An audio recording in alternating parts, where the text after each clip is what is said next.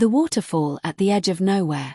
Captain Elena Vasquez had sailed the Pacific for 23 years, but she'd never seen anything like this. The research vessel Nautilus Dawn had been tracking an unusual magnetic anomaly for 3 days. It had started as a minor curiosity, a slight deviation in the electromagnetic readings about 700 miles west of Ecuador. But with each passing hour, the anomaly grew stronger, more defined, until it became impossible to ignore.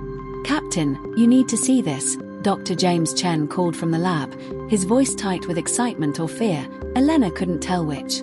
She found him hunched over a monitor displaying a 3-dimensional sonar map. The ocean floor should have been a gradual slope, the typical topography of this region. Instead, the readings showed something else entirely. A perfect circle, nearly 2 miles in diameter, where the sonar simply ended. "What am I looking at?" Elena asked. "That's the problem," James said, running a hand through his hair. "I don't know. The sonar can't penetrate it. It's like there's a void down there. No echo, no return signal. Just nothing." Elena leaned closer.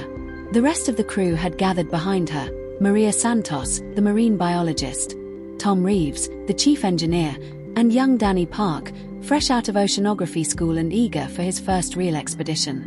Could it be a technical glitch? Tom suggested. "I've run diagnostics 4 times, James replied. "Equipment's fine. And look at this." He pulled up another screen showing electromagnetic readings. "The magnetic field in this area is fluctuating in patterns. Not random. Patterns. Patterns." Maria leaned in. "What kind of patterns?" "I'm not sure yet. But they repeat every 11 minutes and 37 seconds. Exactly." Elena felt a chill run down her spine. In all her years at sea, she'd learned to trust her instincts, and right now, every instinct was telling her something was very wrong. "Set course for the center of the anomaly," she said. "Slow approach. Everyone stays alert." As the Nautilus Dawn moved closer, the weather began to change. The sky, which had been clear and blue just an hour before, darkened with clouds that seemed to materialize from nowhere. The wind picked up, creating choppy waves that rocked the vessel. "Captain, I'm getting strange readings from the weather instruments," Danny called out. "Barometric pressure is fluctuating wildly, but there's no storm system on radar." "How close are we to the center?" Elena asked. James checked his monitors. "About 2 nautical miles." That's when the fog rolled in. It came from all directions at once, a wall of grey that swallowed the horizon in seconds. The visibility dropped to nearly 0, and the temperature plummeted 10 degrees in as many minutes. The crew fell silent, listening to the foghorn's mournful call echoing across the water. Elena had been in fog before, had navigated through conditions far worse than this. But there was something different about this fog. It felt alive somehow, purposeful, as if it were watching them. "Engines to dead slow," she ordered. "Tom, keep us steady." For an hour they drifted, the ship's instruments guiding them through the murk. And then, as suddenly as it had appeared, the fog began to lift. What it revealed made Elena's breath catch in her throat. A waterfall stood in the middle of the ocean. Not a wave. Not a current. A waterfall, rising from the sea itself like a liquid mountain, the water cascading upward in defiance of gravity before disappearing into a circular void 300 feet above the surface. The sound was deafening, a constant roar that made the deck plates vibrate beneath their feet. "My God," Maria whispered. The waterfall was perhaps 200 yards in diameter, a column of churning water that climbed toward the sky with impossible force. Around its base, the ocean moved in a slow, clockwise rotation, as if the entire sea were circling a drain. Mist rose from where the upward flow met the descending cascade, creating rainbow halos in the afternoon sun. "This isn't on any chart," James said, his voice barely audible over the roar. "This can't exist." But it did. The instruments had gone haywire, compasses spinning uselessly, GPS showing their location as the middle of the Sahara Desert, then Antarctica, then coordinates that didn't correspond to any place on Earth. The sonar readings made even less sense, showing the ocean floor simultaneously at 200 feet and 2,000 feet deep. Elena gripped the railing, her mind racing. Every law of physics she knew said this was impossible. Water didn't flow upward. Waterfalls didn't exist in the middle of the ocean. And yet here it was, undeniable and terrifying in its impossibility. "Take samples," she ordered. "Water, air, electromagnetic readings. Document everything. Danny, get the cameras running. I want every second of this recorded."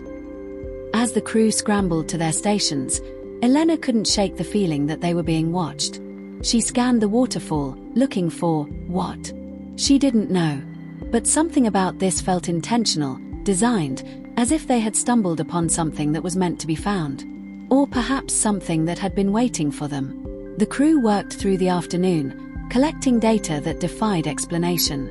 The water samples Maria pulled from the circling current around the waterfall showed normal salinity and temperature, but when examined under the microscope, they revealed something extraordinary. The molecular structure was subtly different, the hydrogen bonds arranged in patterns that shouldn't be stable. "It's like the water is remembering something," Maria said, staring at her slides. "The molecules are organized, almost like crystal lattice formations, but they're liquid. This shouldn't be possible." Meanwhile, James had discovered something equally disturbing. "The electromagnetic patterns are getting stronger," he reported. "And they're changing. It's like someone's modulating the signal." "Modulating?" Elena asked. "You mean intentionally?" "I don't know what else to call it. Look," he showed her a graph displaying the magnetic fluctuations. "These spikes correspond to prime numbers. 3, 5, 7, 11, 13. It repeats, then starts incorporating Fibonacci sequences." Danny had set up 3 cameras at different angles, capturing the waterfall from every direction.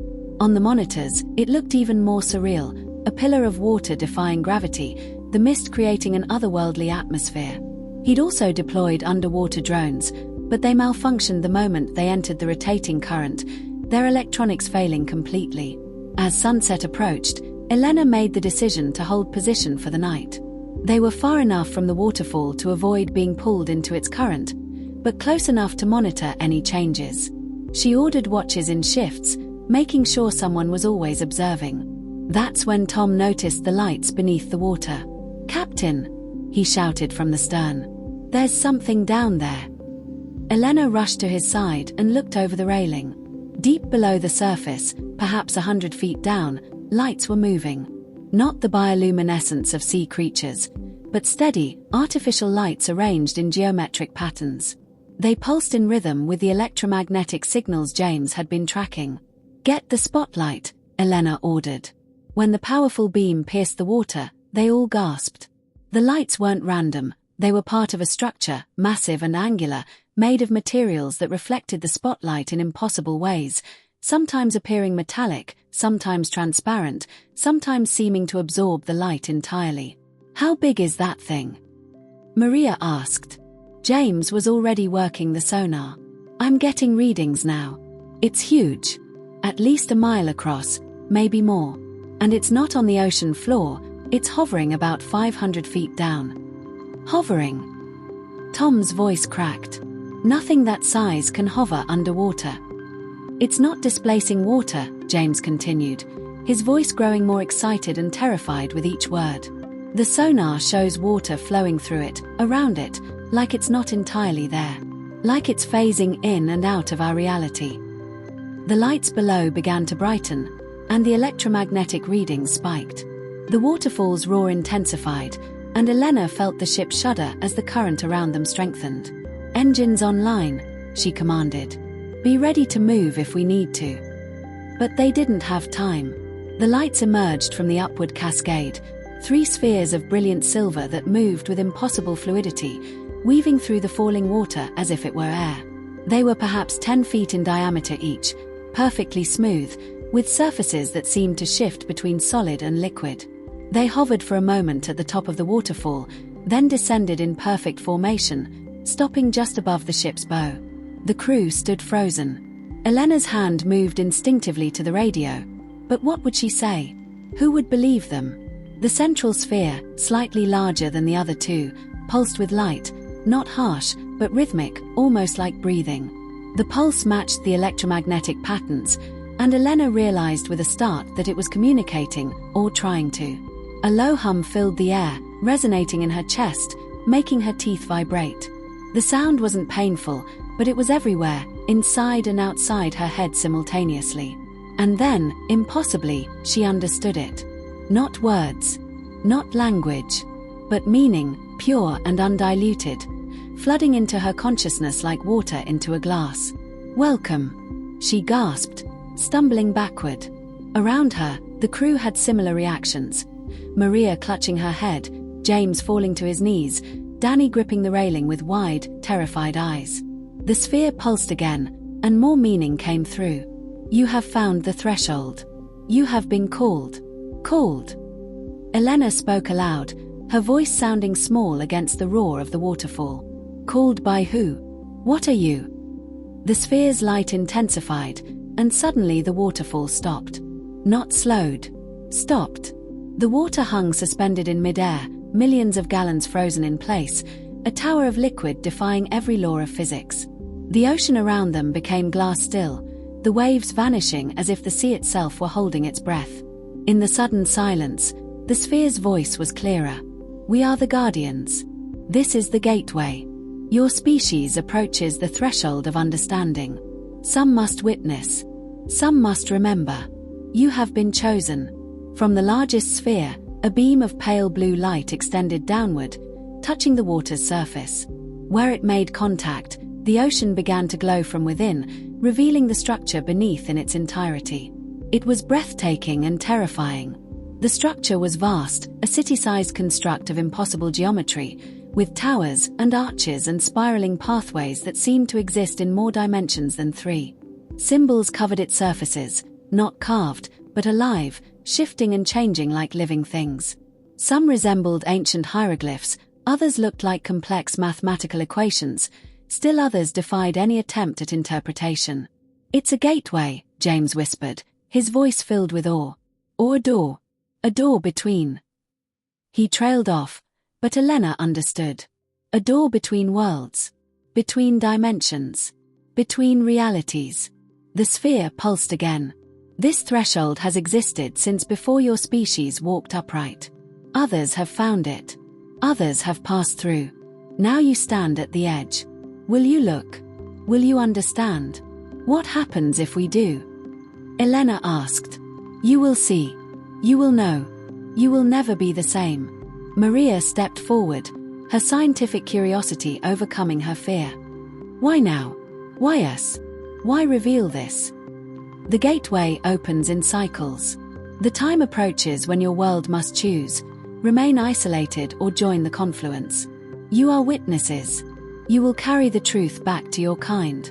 The blue beam intensified, and images began to flood into Elena's mind. She saw the gateway through different ages. Primitive humans approaching in crude boats, their faces filled with wonder and terror, ancient civilizations building monuments to mark its location, explorers from the age of sail vanishing into its depths. Submarines in the 20th century, their crews changed forever by what they witnessed. She saw other worlds, other species, other intelligences that had stood where she stood now. Some had passed through. Some had turned away. All had been forever altered by the knowledge of what lay beyond. "The others who came before us," Elena gasped. "What happened to them?" "Some returned. Some did not. All chose their path." The sphere began to rise, and the other two followed. The blue beam flickered and faded, but the structure beneath remained visible, its lights pulsing in complex patterns. "You have 3 days. 3 days to decide, to observe, to understand. Then the gateway will close for another cycle. Choose wisely. Wait." Elena called out. "How long? How long until it opens again?" The sphere paused, hovering at the edge of the suspended waterfall. Its pulse came one last time, carrying a weight of infinite time and infinite patience. 73 years. Then they were gone, vanishing into the frozen cascade. The moment the spheres disappeared, the waterfall resumed its impossible flow, water once again defying gravity as it climbed toward the sky. But the ocean didn't return to normal. The glowing structure remained visible beneath the surface, its lights creating an eerie illumination that turned the surrounding waters an ethereal blue-green. Elena stood at the railing, her mind reeling. 3 days. They had 3 days to make a decision that could change everything. "We need to report this," Tom said, his voice shaking. "Command needs to know. The world needs to know." "And tell them what?" James replied. "That we found a waterfall in the middle of the ocean and talked to aliens. They'll think we've lost our minds." "We have evidence," Danny interjected. "The recordings, the samples, the data." Maria shook her head. "Evidence can be dismissed, explained away, classified. You know what will happen if we report this? The military will come. Governments will quarantine this area. And then what? Do you think they'll try to understand it, or do you think they'll try to weaponize it?" The question hung in the air, heavy with implication. Elena knew Maria was right. She'd seen enough in her career to know how authorities handled things they didn't understand. They controlled them, contained them, often destroyed them in the process. "So what do you suggest?" Tom asked. "We just keep this secret." "No," Elena said quietly. "We use our 3 days. We learn everything we can. Then we decide, together, what to do with that knowledge." The crew looked at her, waiting. The Guardian said we were chosen to witness, to remember.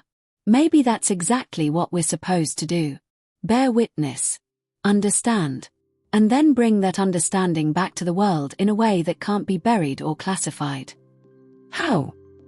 Danny asked. Elena smiled grimly. "We document everything. Every measurement, every observation, every second of video.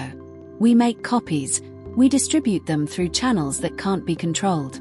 Scientists, journalists, researchers around the world. Make it too widespread to suppress." "That could end our careers," Tom pointed out. "It could," Elena agreed. "Or it could be the most important thing any of us ever do." They voted. It was unanimous. Over the next 3 days, the crew of the Nautilus Dawn worked around the clock. They mapped the structure beneath the waves using every instrument at their disposal. They collected hundreds of water samples from different depths and distances from the gateway. They recorded hours of video and audio. They measured electromagnetic fluctuations, gravitational anomalies, and spatial distortions. And they observed. On the second day, the structure began to reveal more of itself. Sections that had been dark illuminated, showing vast chambers and corridors. Through the ship's underwater cameras, they could see movement within. Shapes that might have been machinery or might have been alive, it was impossible to tell. The symbols on the walls cycled through what James determined were thousands of different configurations, as if the structure itself were communicating, teaching. Maria made a startling discovery. The modified water molecules she'd found in the initial samples weren't random, they were encoded with information. When she ran them through a spectrographic analyzer and translated the patterns into mathematical sequences, they revealed star charts, maps of galaxies that wouldn't be visible from Earth for thousands of years, assuming they traveled at the speed of light. "It's a library," she breathed. "The water itself is a storage medium. Every drop contains information about other worlds, other civilizations." James found patterns in the electromagnetic signals that matched complex physical equations, some that human science had already discovered, others that were completely new, suggesting technologies and principles that humanity had yet to imagine. On the third day, as the deadline approached, the spheres returned. They emerged from the waterfall at dawn, the 3 silver orbs descending to hover once again above the Nautilus Dawn. But this time, they were different. The central sphere had changed, its surface now transparent, revealing a core of swirling light that looked like a captured galaxy. The voice came again, resonating in their minds. "You have observed. You have learned. Now you must choose." Elena stepped forward. "Choose what, exactly?" "To pass through the gateway. To see what lies beyond. To join the confluence of civilizations that span the cosmos. All of us." Maria asked. "One. Only one may pass now. One witness to carry the truth back to your kind. The others must remain, to anchor the memory, to ensure the knowledge survives." The crew exchanged glances. No one spoke for a long moment. What happens to the one who passes through? James finally asked. They will see the truth of reality. They will understand the nature of consciousness, of time, of existence itself. They will be changed, transformed, elevated. But they will return. Changed, but returned. How long? Elena asked. How long would they be gone? In your time. Moments. In their experience. Lifetimes. Danny's voice was barely a whisper. Which one of us? The sphere pulsed, and Elena felt its attention turn to her specifically. Not demanding. Not commanding. Simply inviting. The one who leads. The one who chose to understand rather than to fear. The one who guards her crew as we guard the gateway. Elena's heart raced. Every instinct told her this was insane, that crossing that threshold could mean anything. Death, madness, transformation into something no longer human. But another part of her, the part that had led her to a life at sea, exploring the unknown, yearned to see what lay beyond. Captain, you don't have to do this, Tom said. We can refuse. We can take what we've learned and go. But we'd never know, Elena replied. We'd spend the rest of our lives wondering. And isn't that why we're here? To explore, to discover, to push beyond the boundaries of what we know. She looked at each of her crew members in turn. Maria, whose scientific mind was probably screaming at her to volunteer. James, whose curiosity about the electromagnetic patterns was written all over his face. Danny, young and brave and eager to prove himself.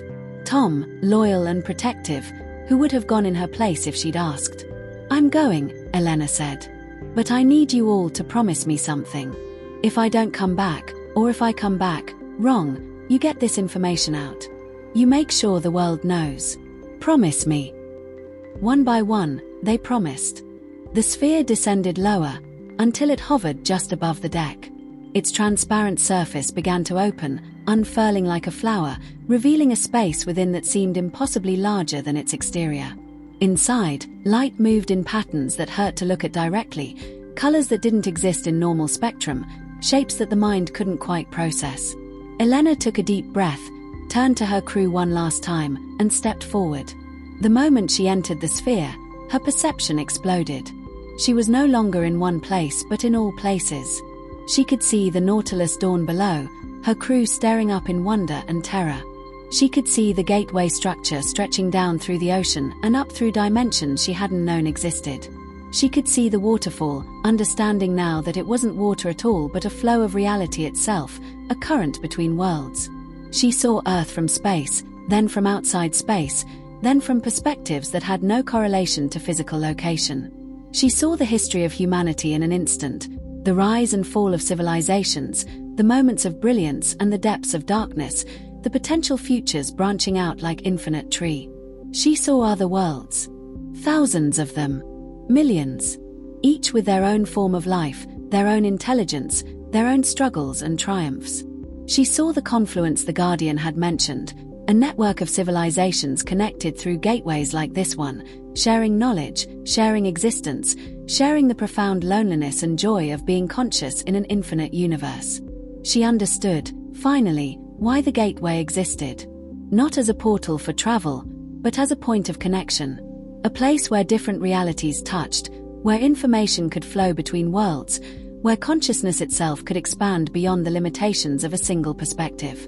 And she saw what humanity could become. Not through conquest or technology alone, but through understanding. Through the realization that consciousness was the universe's way of experiencing itself, and that every mind, human or otherwise, was a unique and precious perspective on existence. The experience lasted forever and no time at all. When Elena finally found herself back in her own body, standing on the deck of the Nautilus Dawn, she gasped for air like a drowning person breaking the surface. Her crew rushed to her side, supporting her as her legs threatened to give out. "Captain, are you all right? What happened? You were only gone for 3 seconds." 3 seconds. It had felt like 3 lifetimes. Elena looked up at the sphere, which was already beginning to rise. "Thank you," she whispered. The sphere pulsed one final time, and she understood its message clearly. Share what you have learned. Not with fear, but with hope. Your species stands at a threshold. Guide them wisely. Then the 3 spheres ascended into the waterfall and vanished. As they did, the impossible column of water began to collapse, falling back into the ocean with a thunderous roar. The gateway structure beneath the waves dimmed, its lights fading one by one, until only a faint glow remained. By sunset, even that was gone. The ocean had returned to normal, the instruments reading ordinary coordinates, ordinary depths, ordinary physics. Only the samples they'd collected and the hours of video remained as proof that any of it had happened. 6 months later, Elena sat in a small cafe in Seattle, watching the rain streak down the windows. Across from her, a journalist named Sarah Chen reviewed the documents spread across the table. Water sample analyses, electromagnetic readings, still frames from the video footage. "This is incredible," Sarah said. "If it's real." "It's real," Elena assured her. "And you're the 7th person I'm giving this to. Scientists at MIT, Tokyo University, CERN, journalists in 5 countries. I've uploaded encrypted copies to servers around the world. By now, it's impossible to suppress." The official response is that it was a hoax, a publicity stunt. Of course it is. But look at the data. Really look at it. The molecular structures in the water samples can't be faked. The electromagnetic patterns contain mathematical proofs that are years ahead of current theory. The video shows phenomena that our best CGI couldn't reproduce. Sarah was quiet for a moment. "What was it like when you went inside?" Elena smiled. "Like waking up from a dream I didn't know I was having. Like seeing color for the first time. Like understanding a joke that the universe had been telling all along." She stood, preparing to leave. "You'll publish it?" "Every word," Sarah promised. "Though I'll probably lose my job." "Probably," Elena agreed. "But you'll know you told the truth. Sometimes that's all we can do." As Elena walked out into the rain, she felt the familiar weight in her jacket pocket, the sealed vial containing a sample of the modified water. It still glowed faintly in the dark, pulsing in that same rhythm. 3 times. 3 times. 3 times. She'd learned what it meant during her 3 seconds in the sphere. It was a reminder, a promise, and an invitation all at once. 3 days of observation. 3 seconds of transcendence. 3 generations before humanity would be ready to fully understand. But the knowledge was out there now, spreading like ripples across a pond. The official denials didn't matter. The skeptics didn't matter. Truth had a way of persisting, of finding minds ready to accept it, of slowly changing how people saw the universe. The gateway would open again in 73 years. By then, perhaps humanity would be ready. Ready to join the confluence. Ready to step beyond the threshold of their little world and embrace the larger reality that waited. Until then, Elena would bear witness. She would speak to anyone who would listen. She would plant seeds of wonder and possibility in minds hungry for truth. Because that's what the Guardian had asked of her. Because that's what she chose. The rain continued to fall, and somewhere in the Pacific Ocean, 700 miles west of Ecuador, the waters remained calm. But deep below the surface, in a place that existed in more dimensions than 3, the gateway waited. Pulsing softly in the darkness. 3 times. 3 times. 3 times. If you like the story, hit the like button, subscribe for more, and share this story with your friends. The end.